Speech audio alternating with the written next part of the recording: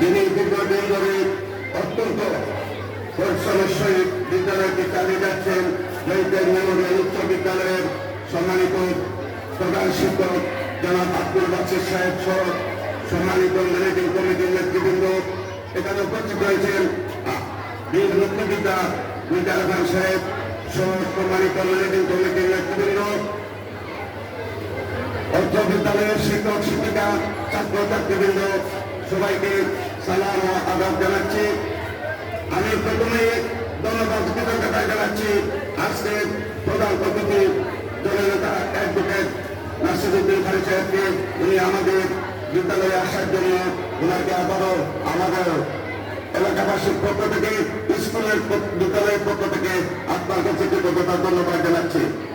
আমি প্রথমে স্মরণ করছি এই বিদ্যালয়ের প্রতিষ্ঠাতা যারা ব্যবসাকে বলে না করে মানুষ গড়ার হাতে বিদ্যালয় প্রতিষ্ঠার জন্য যারা এই বিদ্যালয়কে প্রতিষ্ঠা করেছেন, মরহুম ডাক্তার শহীদুল ইসলাম এবং মরহুম আনোয়ার হোসেন সাহেব, এবং যারা এই বিদ্যালয় প্রতিষ্ঠার জন্য যারা সহায়তা করেছেন জ্যেষ্ঠ রাজনীতিবিদ আমাদের এই দক্ষিণ সভায় কৃতি সন্তান জনাব মরহুম আব্দুল হামিদ সাহেব সহ যারা মারা গিয়েছেন সকলের আত্মার মাগফিরাত কামনা করছি। আমি এই বিদ্যালয় থেকে প্রতিষ্ঠা থেকে এই পর্যন্ত এই বিদ্যালয়ে প্রতি বছর এসএসসি পরীক্ষায় এর ক্লাস থেকে নিয়ে ভালো রেজাল্ট করে এবং এই প্রতিষ্ঠানে ভালো লেখাপড়া চলে, এমনকি সরকার ঘোষিত এই প্রতিষ্ঠান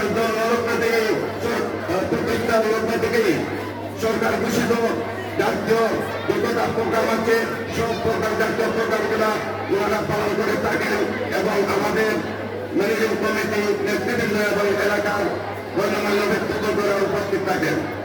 সম্মানিত প্রধান অতিথি, আপনারা আমাদের এই বিদ্যালয়ে এসেছেন, বিগত বক্তারা বিশেষ করে এই স্কুলের শিক্ষার্থীরা আপনার কাছে অনেক দাবি জানিয়েছেন।